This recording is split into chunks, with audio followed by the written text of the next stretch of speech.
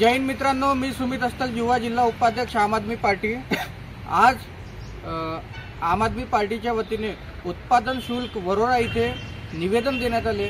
याचं कारण म्हणजे असं, गेल्या अनेक दिवसापासून भद्रावती तालुक्यातील ग्रामीण भागामध्ये सतत अवैधरित्या दारूची विक्री सुरू आहे। या दारूच्या विक्रीमुळे अनेकांचे घर उद्ध्वस्त होत आहे।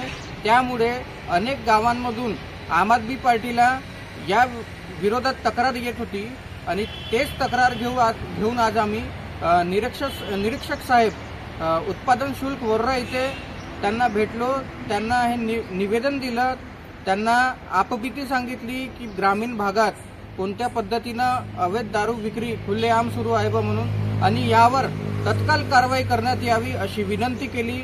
येत्या 7 दिवसात जर निरीक्षक साहेबकडून कारवाई करण्यात आली नाही तर आम आदमी पार्टीच्या वतीने तीव्र आंदोलनाची भूमिका घेण्यात येईल। धन्यवाद।